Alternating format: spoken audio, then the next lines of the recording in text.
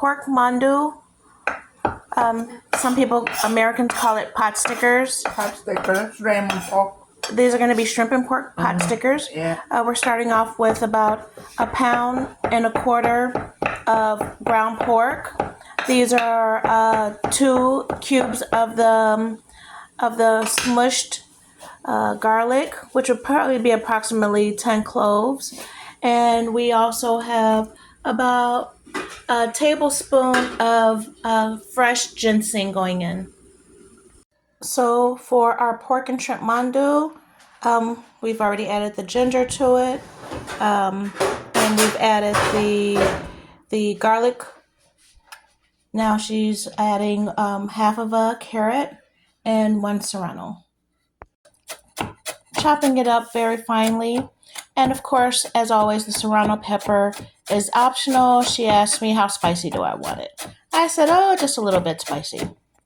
Okay, she's finally chopping about 2-3 cups of bean sprout.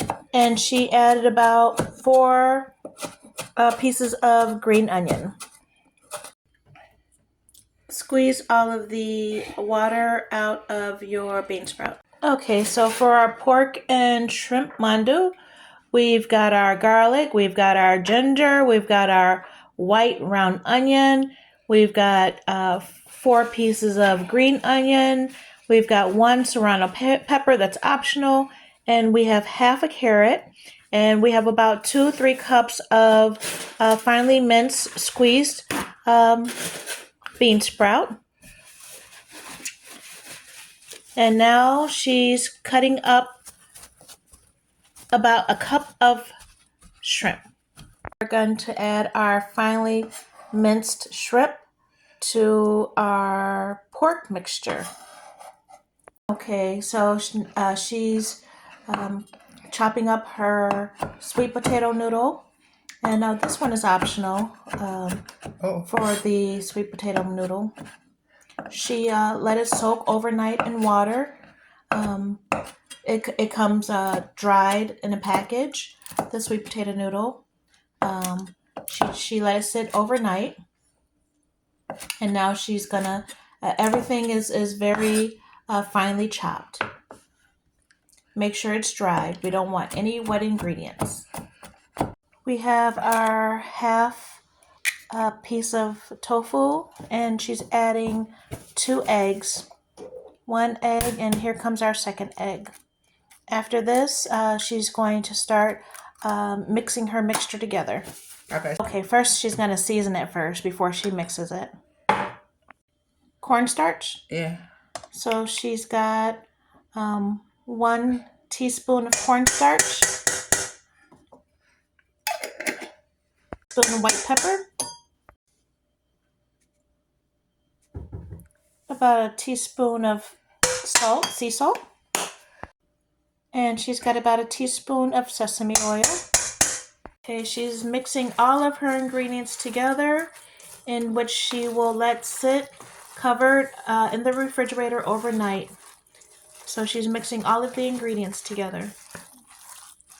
We've got our filling that we pre-made and let sit overnight.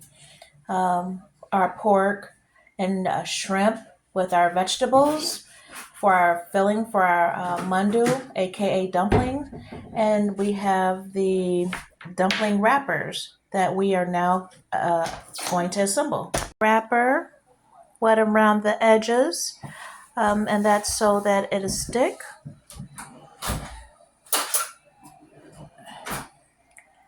Grab you a spoonful of your filling, as much as you like, and then close your wrapper up really good around the edges. Make sure that none of the filling is sticking out. And then these you will either fry or steam.